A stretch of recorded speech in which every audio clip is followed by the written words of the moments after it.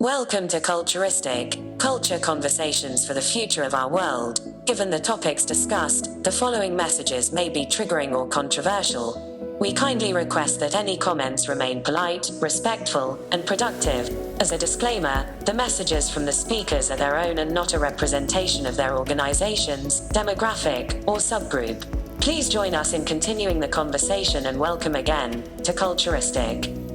Hello, everyone. Welcome back to the Culturistic podcast. So we're joined today by Margaret. So Margaret is a true global citizen. She was born in Saudi Arabia, grew up in her early years in Nigeria, and then moved to Germany. We're also joined today by Zach, and Zach is currently pursuing his doctorate in international business with an emphasis on international sales. So thank you both so much for joining today. Thank Thank you. you for having us. Perfect. So I wanted to get started. Margaret, can you tell us a little bit about what it was like growing up in different countries? I mean, you don't even realize how different and how amazing it is when you're doing it. And so you become an adult and you kind of settle. I think here is probably in the US has been the longest period of time where I've stayed put. So I grew up mainly in Nigeria and then partially in Germany and then my young adulthood here in the US. And I didn't realize until I came to the US how much it has impacted my life and how I see people and how I interact with different cultures. Zach, tell us a little bit about yourself. What made you want to study international business and especially to pursue your doctorate in it? That's a great question. I've thought about that a lot over the years that I've been pursuing it. And there's obviously more than one reason. I think there's usually more than one reason for most people who go to pursue something like that. But the main reason I think from my past was doing a lot of traveling growing up and recognizing that the people that tend to have the most influence or effect in their international goals, if it's a nonprofit organization or a missions group or something like that, tend to be the ones that have the best business strategy. And I had a few examples throughout my life where I came to see that directly, and that kind of inspired me to take my studies as far as I could, particularly so that I could be more effective in whatever it is I ended up doing afterwards. hmm Very cool. Yeah. And so, again, we talked about before the overarching theme of our chat today. We want to just have conversations about things that affect our workplace. The purpose of Culturistic is to have culture conversations about us in specifically business, which is why I'm so happy to have Zach with us today. And then how that really impacts the performance of our businesses because we're all from different cultures, we're all from diverse backgrounds. And especially in today's climate, we're talking so much about diversity, equity, inclusion. But for those who, my background's in global mobility, and for those of us that are in global mobility, we've been in the intercultural space for so long. And they've always appeared to be separate categories, but I think that there's a lot of similarities with it. So in seeing how cultures are different, the topic of today's video is around working across cultures, whether domestically or globally. And cultures are different even if you're working with someone who lives across the street from you, because there's such a strong background that goes into culture. So culture to me, I always learned it as the combination of norms, values, and beliefs in a group or subgroup. And so, Zach, want to see if you could help set some definitions because I know we're going to be throwing some of these out. So, what is power distance? Power distance. That's a great one. So there's quite a few cultural variables that have been defined and measured over the years by prominent cultural researchers. And I believe Geert Hofstede was the first person to coin the phrase power distance. I could be wrong on that, but he's certainly one of the researchers who have measured it in a substantial amount of depth over the years. And basically, it's a measure of the degree to which a society accepts uh, differences in authority and the strength that those authoritative boundaries have in their interactions within the society. So basically, how acceptable is it for a subordinate to challenge the ideas of their manager? Is it acceptable for them to speak up in a meeting when they're not addressed directly? And we often tend to think that our way of doing things, our own individual way of doing things in our respective countries, is the way everybody else does them. But there's so many different perspectives on so many different issues, and that's just one specific dynamic at play. But all of those shape the interactions between people, especially in the workplace, and can create a lot of confusing scenarios, especially for people who do business with people from different cultures, right? Mm-hmm. Yeah. And what's the difference between an individualistic or collective society? So there's varying definitions for that, but an individualistic society would be one where people see the greatest good as being their own individual responsibility, where it doesn't necessarily mean that people are more selfish. That's kind of what people assume when they look at the difference between individualism and collectivism for the first time. But it just means that people are more prone to looking at things from their own individual perspective Mm-hmm. versus from the perspective of the whole. Mm-hmm. So, for example, people will tend to think about how they've got to take care of their families Mm-hmm. versus taking care of themselves. And the degree of individualism versus collectivism in a society can dictate how strong that responsibility is. So, in a collectivistic society, people feel tied to their families or to their communities in a way that takes some of the responsibility away from themselves to take care of themselves. Kind of a weird way of putting it, but that's No, it's the tribal concept, right. right? You're all Yeah. in it together to support each other. That's why you have, even in the U.S., we see this a lot with people coming from, say, Asian cultures. I think that's probably the greatest example of collective societies where they'll have large families living together, multi-generational families living together, that their incomes go collectively to support the household. They'll take care of their parents after their parents get old. I remember hearing a quote that I really like, that in Western cultures, we often think that as we get older, we lose youth.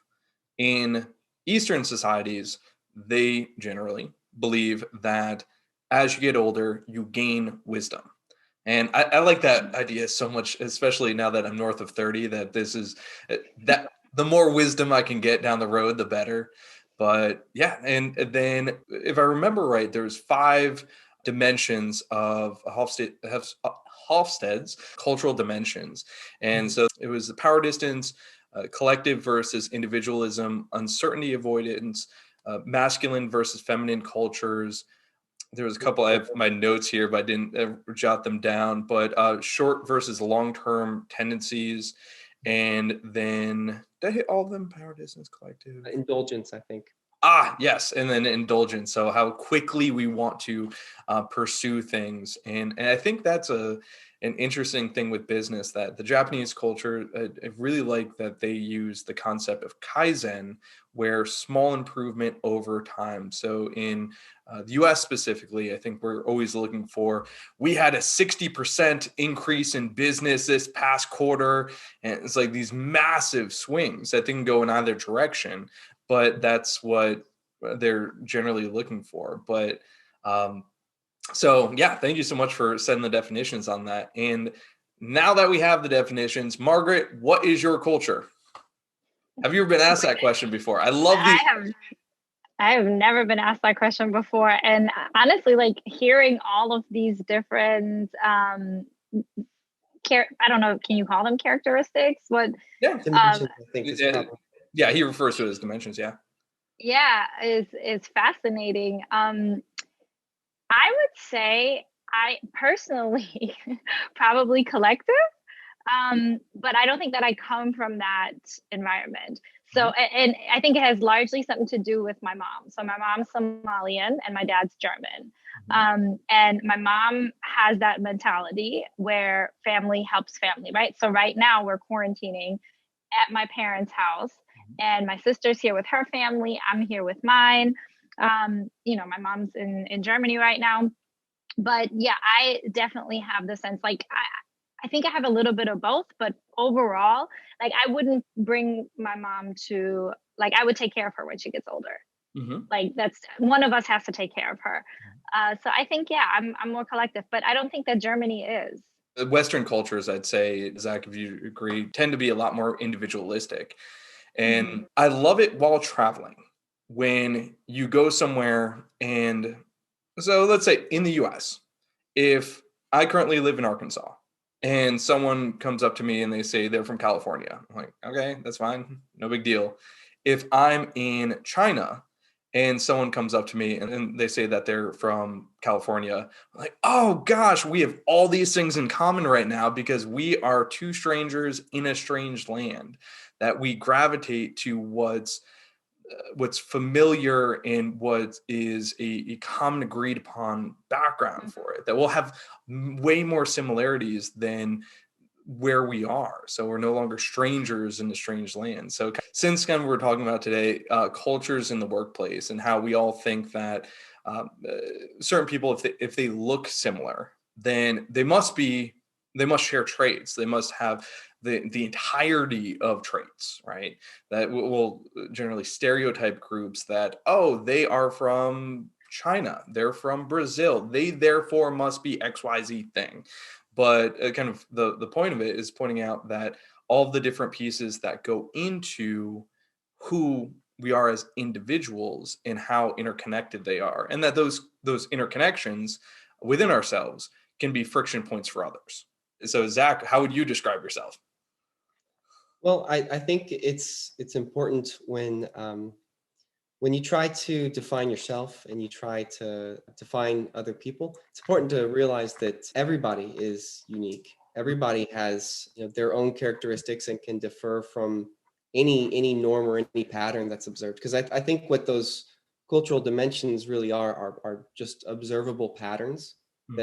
that these researchers have been able to see as they've looked at different societies and different cultures. But within each culture, there's a whole range of behaviors and perspectives. And I think Hofstede defines culture as the collective programming. He likes to use the word programming to describe the way it affects people. You are influenced by the people around you towards seeing things a certain way, towards believing certain things, or having certain perspectives. But you still, have the central control over what it is that you value, right? And what it is that, how it is that you see different things.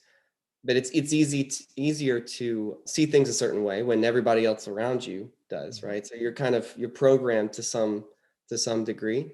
But that being said, if I was to define myself, I find my identity in one, being born in Texas.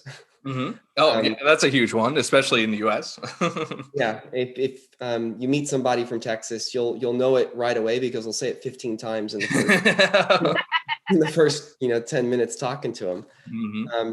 So if I meet another Texan, I feel there's a bond between me and them, regardless of what they look like or what they sound like or anything else about them. But there's a collective programming that has affected most Texans. It's hard to pin down exactly where and how it happens, but uh, I'm not the only one who's proud of being Texan, and I'm not the only one who would ramble on about it if asked, right? It happens with plenty of other people from Texas. So how does that come about? How did that pattern start to take place? It's until it's measured, it's just a phenomena. When you talk to 15 different people, 3 or 4 of them are Texans, and those are the only 3 or 4 that we're really proud about where they came from or which state they came from. You can start to narrow down those patterns and try to find ways of defining them. But it's also important to know that you can't ever really know somebody else's culture. Hmm. All you can really do is understand yourself Hmm. and use the ability to understand yourself to use as like a frame point or a reference point to understand other people or to try to understand other people. And two, you can recognize that, probably most importantly, that people don't see things the way that you do, Hmm. right? That's probably the most important thing that you could do as a global citizen, rather than trying to pin down and understand exactly who somebody is based on their culture or trying to define them based on their culture. because that's a slippery slope. At the very least, you can say, well, I know what's unique about the way that I look at things because I've studied the dynamics of culture and I know what I'm likely to think and believe. And because I know that that's unique to me, I can quit assuming that they see it the same way, right? So obviously, as North Americans, we come from a very individualistic society. So if we were to take that knowledge and apply it towards understanding other people or relating to other people, if we had a friend who was raised in Asia, right? It would be very hard for us to say that, well, they come from a collectivistic society, so they must see things in this specific way, right? But at the very least, you can say they probably don't see things exactly like I do. And that's a good point to start out in understanding others, right? Yeah. No, that's a fantastic point. And so I had the opportunity to visit the Samsung headquarters in South Korea, and there they had actually a story specifically about that, where the U.S. leadership team thought that, like, oh gosh, I know Koreans. They are collective. They have excellent traits. All this, I'm going to go in there and do an amazing job. Even previously, worked with a company that for any of their expatriates, anyone coming from another country or going to another country, any US citizens, so this is a US based company, any US citizens going out, they would give intercultural training to. Any people coming into the US, they said they don't need it, they're coming to the US. And I thought that was so fascinating because it was so ethnocentric that we have. Obviously, ours makes sense because you don't recognize differences until you meet those. You don't recognize different perspectives or the value of that because there's no other perspective if you're just in an echo chamber. And I think that Texas is unique because it's one of the few states that actually teaches its own history, where classically the United States, you were a Virginia citizen first, and then you were a citizen of the US. So the historical context there of Texas still retains that. And I think also Texas and Arizona are the two states that still vote on whether or not they will secede from the Union every year. It's just part of something that's stuck with the laws. But Although we're the only ones that actually were our own country at one point. right, yeah. we have it in our state constitution that we always have the right to secede. We agreed to join the union, and we maintain that as an option. So we're the only state that actually has a legal right to secede if we wanted to. Yeah. There goes the Texan. Yeah, right. But it's funny you say that though, because I do remember, growing up, I had to take Texas history. That was a common class that, and it startled me when I would talk to people from other states or my friends from other states and say, well, didn't you have, Virginia history growing up? Do you have Michigan history growing up? And they're like, what are you talking about? Yeah. No, that's fascinating. Yeah. Well, and you mentioned before kind of how we see things through a lens of our internal culture, right? Our experiences, our backgrounds, the nurture and nature that's occurred in our life. And there was it wasn't a funny joke. It was hilarious because of what happened after the fact, where this news reporter went up to the Dalai Lama and he wanted to tell him a joke about the Dalai Lama. Super excited about that, all smug and everything, sits down next to him. And he said, so the Dalai Lama walks into a pizza restaurant and the person behind the counter looks at him and says, well, what would you like on your pizza? And the Dalai Lama said, I would like you to make me one with everything. And the Dalai Lama just was sitting there, like, not sure, like, where's the joke? And then as soon as the Dalai Lama realized that it was a communication issue, that even having the concept of a pizza with everything on it was a unique thing to the culture that the reporter came from, that you use those words, that's an agreed upon standard, that's something that would be said. But it was hilarious because the Dalai Lama started cracking up afterwards of realizing how the joke just flopped. But no, I think that's interesting of how our lenses actually act as a lens that will change how we look at the world. Where there was this, oh gosh, I wish I remembered. It sound much more intelligent if I knew this. So I think it was a Greek parable about people in a cave, and they had a fire going on in the cave, and the fire was behind them, and all that they saw of the world were the shadows on the wall. And then eventually, one of the people in the cave turned around and walked outside of the cave. And then they saw this world, and it was so much bigger than what they had ever thought. And they went back into the cave and they said, "Oh my gosh, you need to go walk outside and look." And they're saying, "No, you're crazy. This is the world. We see the world right here. This is everything that we've always known generationally. This is it." But they never stepped outside to see that it was not just shadows on the wall. There was an entire world behind it. But that kind of makes me think of the idea of trying to describe to a two-dimensional being mhm, what it's like to be a three-dimensional being, right? mhm, Um, and to me, that brings up the idea that well, first off, as North Americans, we come from probably, at least in my opinion, one of the most extreme cultures in the world. mhm, Uh, North America is extremely unique, extremely distinct compared to many other cultures out there. mhm, And the funny thing about it is we don't think we are. We think everybody else, starts off with our perspective and might see things just a little different, but mhm. we're the basis for culture and perspective should be. We tend to be kind of arrogant in that, and we don't seek to understand people as well as we should. A few examples of that would be the fact that when it comes to individual equality and liberty, that's something that we as Americans take very seriously. We assume it. In fact, it's written in the second or third statement in the Declaration of Independence, right? It's the reason that our ancestors started the Revolutionary War and broke away from Britain. It's because we believe that all men are created equal and they have certain inalienable rights. Mhm. Well, that's not a fundamental principle of many other cultures. I Mhm. mean, most people, if they were asked, would say, "Yeah, I agree with that," but didn't define and shape the core of their society.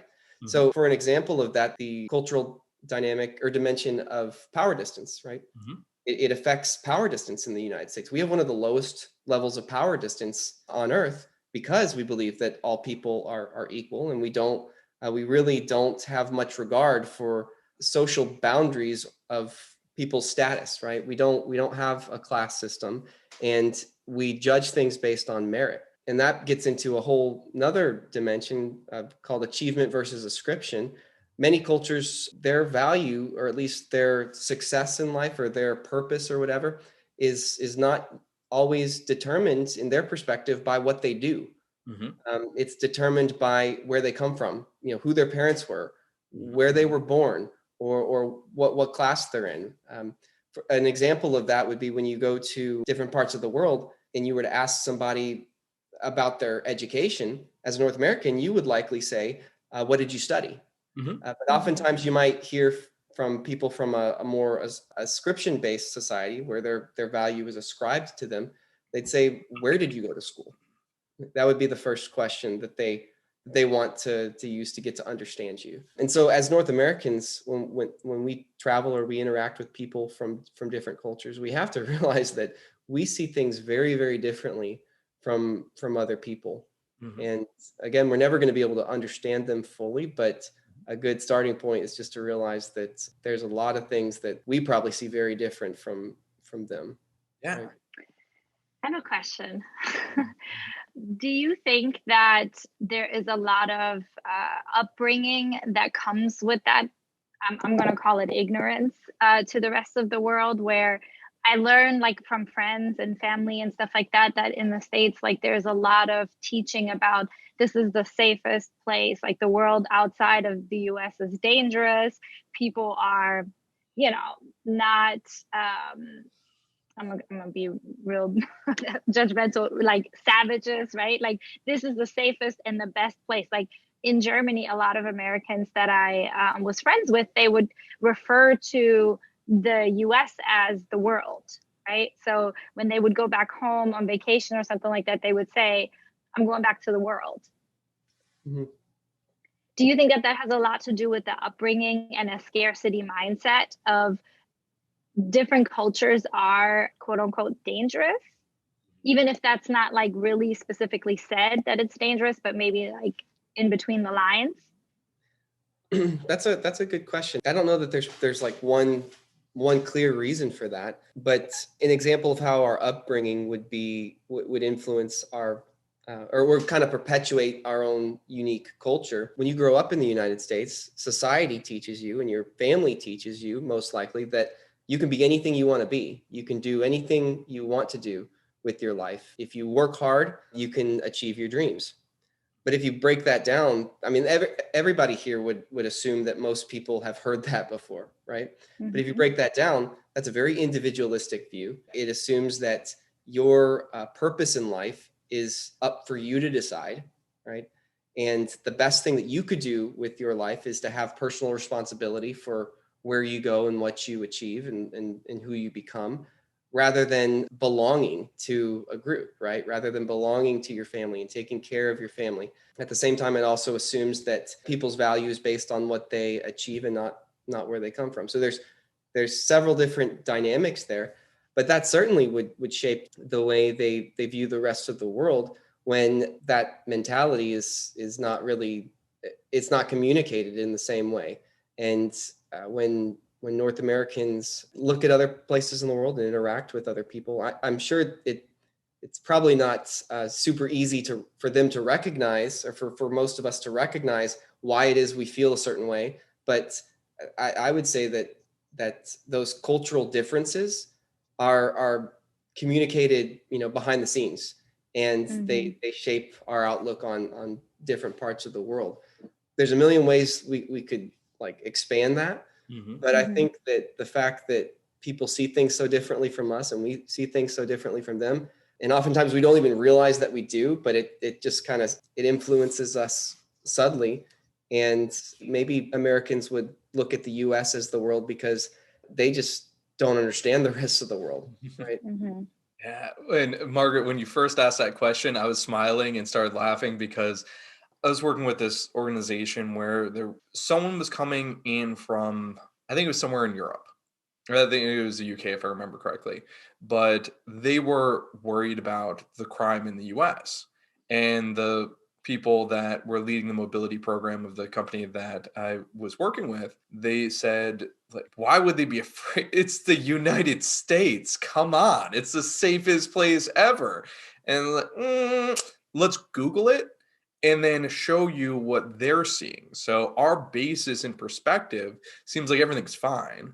But the dangerous aspect of it is, where else in the world has school shootings? Where else in the world does everyone have guns? Where else in the world even has weather events like we have? So a tornado in the state of Arkansas is totally normal. That just happens every single year.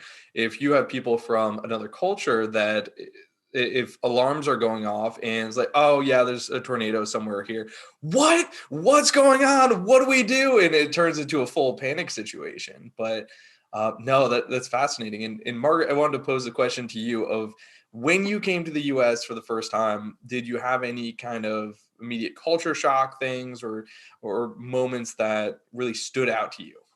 Yeah, so I'm laughing because everything you just said, that's me, right? When I moved, so first of all, we lived in Germany. My ex-husband is American, and we lived in Germany for the majority of time we were married. Both of my kids were born in Germany, and I never had the intention to move to the US. And my ex-husband got out of the military and he wanted to go back home. And this is exactly what I said to him. We're not, because he's from Louisiana. I was like, I'm not moving to Louisiana. And I said, you have to find a place that is warm, because I was in Germany and it's really cold in Germany, that is safe, that has no natural disasters. So those were my requirements. And he ended up choosing Phoenix, Arizona at the time. And that was my rules of me moving to the US, because my view of the US was gangs, natural disasters, school shootings. You know, like I come from a really small town in Germany. We had 2 traffic lights and no one locked their doors. Everybody knew each other. So, and although I have familiarity, I can't even say it, with with bigger cities, I always felt safe in Germany. And I know it's not perfect, but I felt safe there. And I was very afraid to move to the US. And my, perspective obviously changed. I'm still here. So, and it's a much bigger country. Like one state is like the entire country of Germany, right? But yeah, I was very afraid, and I had many rules, and it was the first year was definitely an adjustment for me. Yeah, because I think we default to what's accepted and familiar, like I was talking about before, that if we've all had even micro situations like this, and kind of bring it back to the cross-cultural interactions in the workplace, is if you think about growing up, if you went to a friend's house and they did something different from you, potentially they prayed at dinner time and you never prayed before, or if you were used to praying at dinner and then you sit down, you're expecting that piece to occur, then it doesn't happen, then you might be shocked. If they eat in a different way than you, then obviously food is so tied into culture and what we do with it. So some of the largest talent lanes of people coming into the US are from different parts of Asia.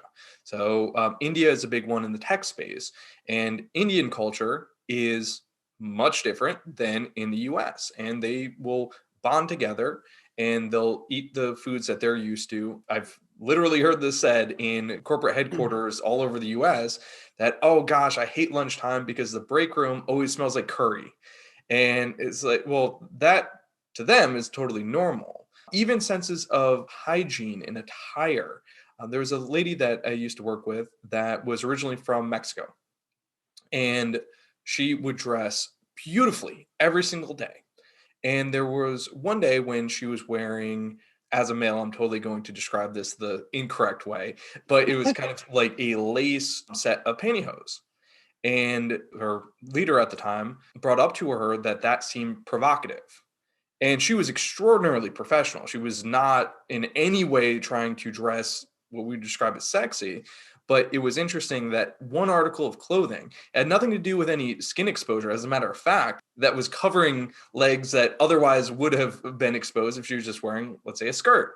But that was considered provocative and something to confront her on, and that made her feel very uncomfortable, understandably and rightfully so, because at least to me that wasn't incorrect. It just was, if we don't have issues in the US of someone wearing sneakers to work, but we would have issues with someone wearing a different form of professional attire, I think that's our gap to, Zach, your point of that we need to look at ourselves and what is happening with our perspective and our frame of any scenario that's in front of us. Yeah, absolutely. And it's not necessarily a cultural thing, but there's also a lot of cognitive bias that can shape our perspective, and probably shapes many people's perspective of the US. And it's the way that the news presents certain things, because no one has the ability to watch the news of a certain country or a certain state or whatever and see, okay, I've seen 3 murders presented on the news in the past 8 hours in Texas, right?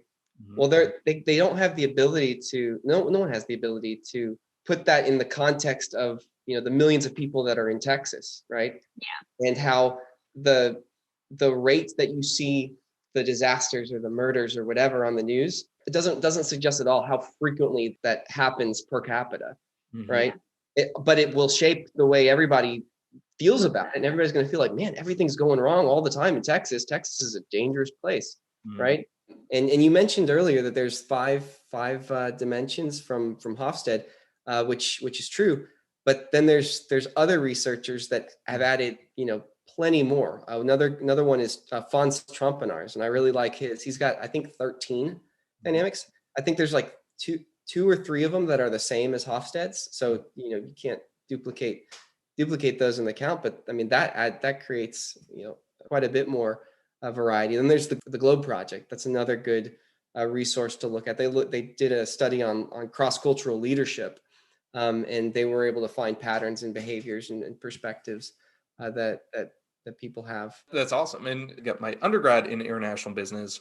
And Zach, you're currently doing your doctorate in it, which again, highly impressive. So Margaret, without having that kind of formal institutional background of knowledge of those kinds of principles, what would you say is a good leader who can be effective and impactful in diverse and cross-cultural environments? Oh, so many things. I'm open-minded, but I feel like it took a long time to get to this place. And it had a lot to do with my upbringing, right? Like having a Somalian mother, a German father, born in Saudi Arabia, raised in Nigeria, Germany, and then here in the US. I was confused to say the least, right? Now I go into any type of relationship, whether that is a work relationship, a friendship, or whatever, with a completely open mind and allowing people to be their authentic self. And I think in a workplace, in order for you to shine and really be a productive employee and of value to the company, you have to allow people to be their authentic self. So relationship is one. You have to build relationship, and you have to really put in the time and effort to build that relationship, which is really hard in a company when you are a leader and you have 30 people that are reporting to you. How are you going to build an authentic relationship with 30 people reporting to you? It's obviously not going to happen. But I think that's what it takes to be a good cultural leader, because you have to understand them from their perspective and what they see as normal. Not saying that you have to adopt all of these different versions of people, right? But at least come from a place of understanding. Yeah, that would be number one. Yeah, that's awesome. And I entirely agree. And Zach, what would be your advice if someone was in charge of a department or organization? How can they be as effective as possible in cross-cultural and intercultural and diverse working environments? Well, I think in a general sense, you would want to be culturally intelligent, right? But I think to achieve cultural intelligence, you have to have empathy. You have to have the ability to put yourself in other people's shoes. And to be truly empathetic, I think it all starts with understanding yourself. So self-awareness, I think, is probably the first key to being a good intercultural leader, is evaluating yourself, studying culture, and recognizing what sets you apart, what would make you different. But at the same time, it's interesting to hear, Margaret, your take on leadership, because I think that a lot of people would say similar to the same thing. And it's interesting to me because we've only brought up a couple different cultural variables, but going back to power distance, to allow people to be their authentic self isn't always the same goal that people have in the workplace and other cultures, right? Yeah. Being yourself is one that's individualistic, right? Because it's assuming that people have individual, things that set them apart, and they should be able to express them, and that's how you get, collective synergy. In different cultures, it can be more about conformity, right? And respect for authority, where the authority is the one who dictates what happens. And the virtue there is to conform to it. And a good leader would be one that gives clear direction and doesn't leave things up to ambiguity, or the ambiguity of having people use self-expression or their own intuition to make decisions. But here in the US, we see the consultative, supportive servant leadership style as the most virtuous way to lead, right? It's taking an interest in other people and allowing them, empowering them, right? Trusting them to handle things. That's an extremely different way to define leadership than you'd find in other cultures. Mhm. Right? Yeah. But I That is think so interesting. No, sorry. I was just fascinating how you're putting that together. That shows me that how much I have to learn, right? Even coming from that background, that could be actually hindering an employee versus empowering them. Yeah, I guess that's true. Imagine you're a North American manager and you've got a remote team that you've hired, right? And you, for whatever reason, you've got people from different parts of the world. There's research that shows that people that come from different cultural backgrounds and have different perspectives, when they engage in a work environment, multicultural teams create a ton of conflict and create a ton of challenges. However, those challenges are what produces more positive outcomes. So that's why multicultural teams tend to be more successful and tend to come up with better ideas and achieve more than uniform teams. But it doesn't make it easy. There's a lot of conflict and a lot of challenges and a lot of misunderstandings that come from that. But if you were a manager of a team like that, how would you account for all of those cultural differences? Because it's not like Yeah. you can manage everybody differently in their own unique way. But I think that perhaps because we're a nation of immigrants, right? The United States has so many different cultural influences that have developed it. I think a lot of the unique aspects of our culture evolved to meet the need of a multicultural environment. And so the servant leadership mentality that takes an interest in people and empowers people probably came about over time because of multicultural teams. Because, to be an American work team is to be a multicultural team. There's no team out there, even if everybody looks the same, that still doesn't have a bunch of different cultural influences impacting the way people behave and think. So I think that it's a tough question, and I think we all have a lot to learn. Like, how would you most effectively lead across cultures? Yeah.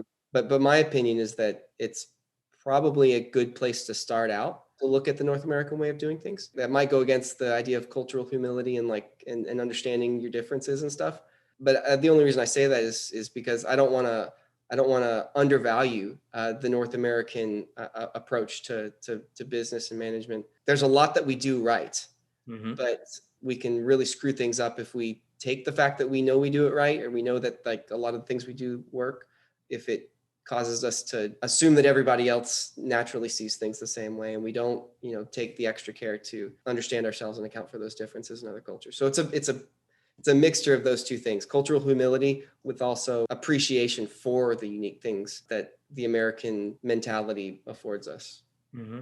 Yeah, you raised an interesting point of the effectiveness of it. So 65% of textbooks that are printed on managerial topics are printed between the US, Canada, and UK.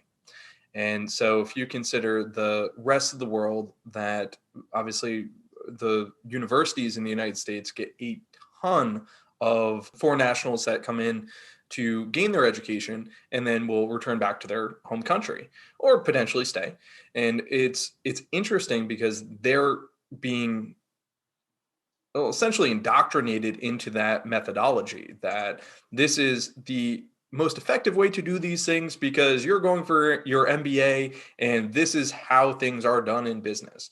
And yeah, I think that the mentioned before that we realize the differences in our perspectives when we're put in scenarios that we realize that's not the norm. So I like when we are put into uncomfortable situations. I always recommend with our clients that if someone's up to be a officer of the organization, like VP or above, then I always recommend that they go on a global assignment, that they go live in another country for a while, because that will make them both understand that country, so more effective if they're doing business with that other country, but it also gives them a sense of discomfort in a scenario that they may never have experienced. That the three of us have traveled a lot, that we may have lived in different countries, and those experiences are what shaped who we are today. We have that basis of understanding that we're not always right, I think is helpful. And then understanding that there are different ways of doing it that can be just as impactful. Obviously, the military uses a very collective way of operations, because we're not having a discussion, you need to do this thing, because quite literally lives could be on the line, and that's very effective there. if you're trying to, I think there's different managerial styles for whatever you're trying to drum out of that scenario. So one particular study I saw, there was a group of very homogenous culture, a group of people that I think they got together, a bunch of white males that were from very similar backgrounds. And then they had a very, very diverse group of many different cultures. And they were assessing them on a project they were all working on. And so they said, hey, how did you feel about these factors of what you're working on? And then, of course, the outside party, after they got done with the project, they measured the results. And the funny part was the mixed group performed better, but they said they performed less. They didn't think that they did as well. The one that was more homogenous, they said they did fantastic, but the results were not so well because they all felt like, oh gosh, we have this all right. And yeah, and I think we naturally will hire people that are most similar to us because they're really speaking the truth, because everything they're saying, it's resounding with our internal belief system and our internal culture. So obviously they must be right if they're saying everything that I already believe. And that's one of the challenges that we have when we lead across cultures. But I'll kind of reframe that question and kick this back to you, Margaret, of how do you be an effective team member and coworker in a intercultural or diverse environment? So now I'm like overthinking everything. There's a whole new world. Exact. Gosh, that's a loaded question. Yeah, it goes, for me, it just goes back to relationship only because that's what I resonate with, right? Like I'm a person that builds relationships. So I would say building relationship with boundaries and trying to figure out your place on that team. That's my short answer. Yeah, there's no wrong answer to it. So no, Yeah, you're well, I'm completely overthinking this now. So I'm like, trying to figure out being mindful of the different cultures and expectations and how they grew up and what their beliefs are. A lot of people, there are introverts, extroverts, ambiverts. So yeah, I'm trying to be mindful of all of that, reading certain signals, asking, specific questions, and making sure that there are boundaries in place and being respectful of people's beliefs, behaviors, cultural backgrounds. awesome. And Zach, for being a team member on a diverse team, if you're working towards a project and you have a deadline and there's a whole bunch of different people that are working together from different cultures and likely have friction points, how do you be a good member of that team? I mean, I agree with Margaret. I think that the carefulness and the extra attention to, what's going on behind the scenes and trying to understand. I mean, we're never going to be probably even good at it. We're gonna try. We're gonna screw up a lot in terms of understanding other people because there's so many variables going on. So many variables underpinning everything. The only thing we can do is try to understand, try to think about what is unique about different people and or what could be unique, and think about what people or what you do that's unique that other people might not understand very clearly. You want to contribute your uniqueness. You don't want to, hold it back because you think that since I come from such an individualistic culture, I need to just change the way that I do things. I think that people's unique differences obviously are what contributes to the better outcome because of the checks and balances and the combination of it all. So I guess it's a balance of contributing your unique perspective, your unique values, while doing your best to recognize the differences in people and try to empathize. Another good variable to consider in cross-cultural teams is high context and low context. We as North Americans are very, very low context. We don't read a lot into body language. We don't read a lot into inflection. I mean, every human does that. Every human, processes some context during communication, but Compared to people from other cultures, we as North Americans read very, very little into it. So in a cross-cultural team, you could say something in a certain way that, you think that the people you're communicating with are interpreting your words literally, like you would do, and they're thinking, you're really angry at them, or you're thinking that everything's good. A good example of that is there was a story, like an anecdote from a book that I read a while ago, where I want to say it was a Japanese woman who came to work in the United States on a cross-cultural team. And her North American manager was giving her performance reviews, and she was meeting her goals and objectives, but she was also falling short in some pretty obvious areas that would have been pretty easy to fix. But when the North American manager was saying, you need to fix things, he would start out with a smile and give some positive feedback, right? The sandwich method, right? Positive feedback, then would say literally what she needs to fix and what the problem is, very clearly, what the issues are, and then would say, finish it up with a positive. Well, because of the context message that creates, it makes her believe that everything is fine, or she didn't fix the issue, and as time went on, she was on the verge of being fired, and she didn't even know it, because the manager's thinking, I've told her literally everything that she needs to do, and she just won't do it. And when he meets with the consultant, who's the author of the book, the consultant, breaks the situation down and explains, like, well, they're not interpreting your words in a literal sense. They're reading way too much into the context.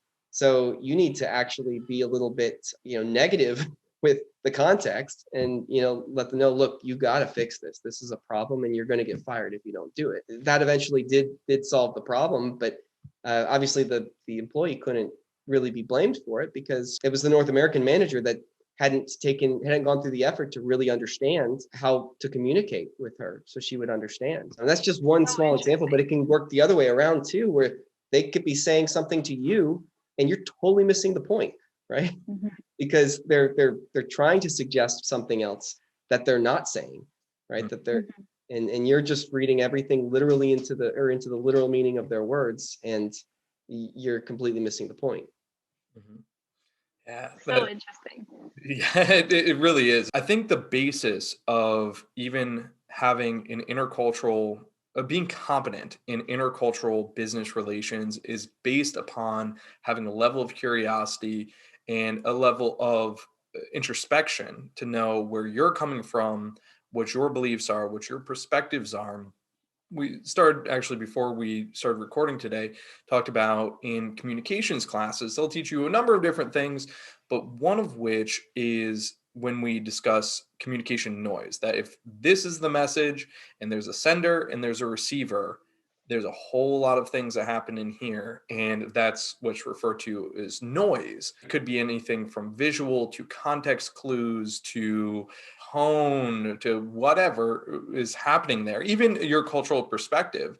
Where I use an example, I'll give you two cross-cultural examples. One was I had sent an email. I think the exact statement was, "This was done with the ignorance of its purpose." And that was taken as the worst insult that could possibly have occurred.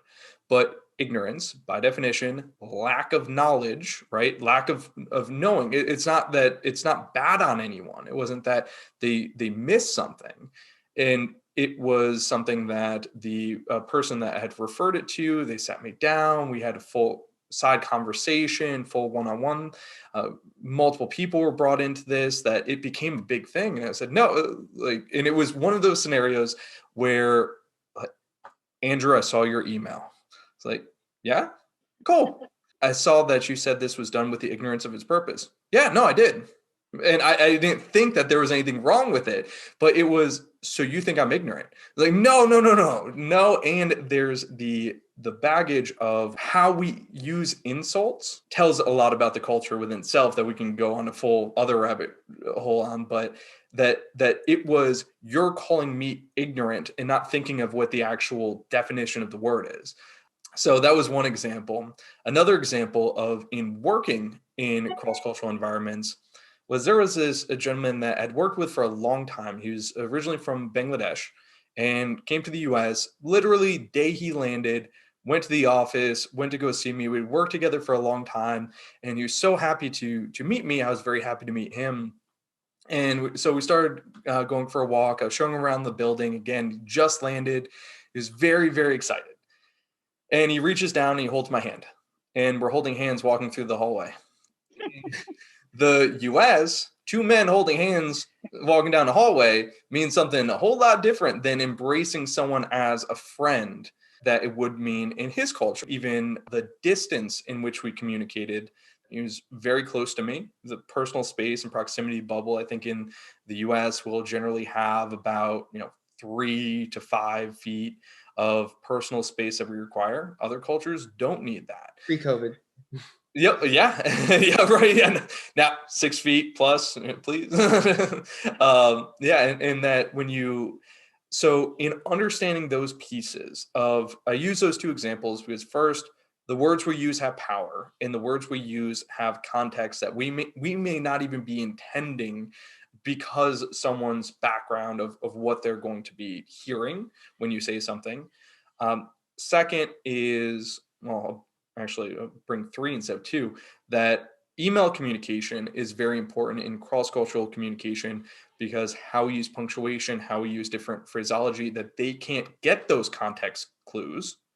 And then third, in understanding things like how we interact in physical frames of distance between people, level of touching, those types of things, where in Latin American cultures, they could be hands all over you, give me a hug, let's give kisses, all of this, where if you did that in Singapore, you'd go to jail.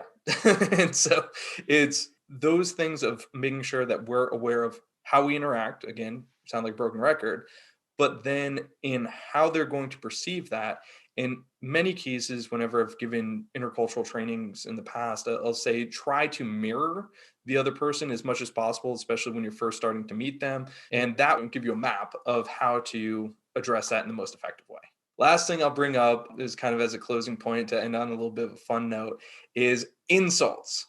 How different cultures insult each other shows them what's important in their culture. Because if you would think of how you would insult someone in North American culture, you probably call them ugly, call them fat, talk about their physicality, you'll call them unintelligent. While other cultures, you may, obviously we're always have yo mama jokes, but other cultures, if you insult their families, that's a much deeper thing because you're going to that sense of status and points like that. So Margaret, do you want to close us off with any final thoughts for operating cross-cultural environments? No, I found this very fascinating. Like I told you when I took the Go Culture exam, right? Like I was disappointed how low I scored. And you said it wasn't that low, but to me personally, I wanted to score higher, and just learning so much from you, Zach. It's so fascinating and interesting that even though you come from a background that could be considered, like I said, I think I'm a global citizen, and I consider myself open-minded, but I still come into the room with my own personal self, my own personal beliefs, thinking that I'm actually doing something good for someone. And I'm not saying I'm not, but it could be perceived in a certain way. So that was very eye-opening to me. Mm-hmm. Yeah, absolutely. And Zach, any final thoughts on your end as well for operating in intercultural environments? Not that I can think of. I think this has been a great discussion. Mm-hmm. You asked some really, really interesting questions. Oh, yeah. No, and I've never thought about, the insults. Yeah. Although I know in the North Pole, it's you're a cotton-headed ninny muggins, right? Oh, yeah. We learned from Elf. Oh, perfect. Yeah, language and how we use it and the amount of language and stuff like that tells so much about their history, again, their food, all these things that go into it. But we'll leave that for another topic. But I really appreciated the conversation I learned from both of you guys today. This was a lot of fun to have this chat. So thank you for joining.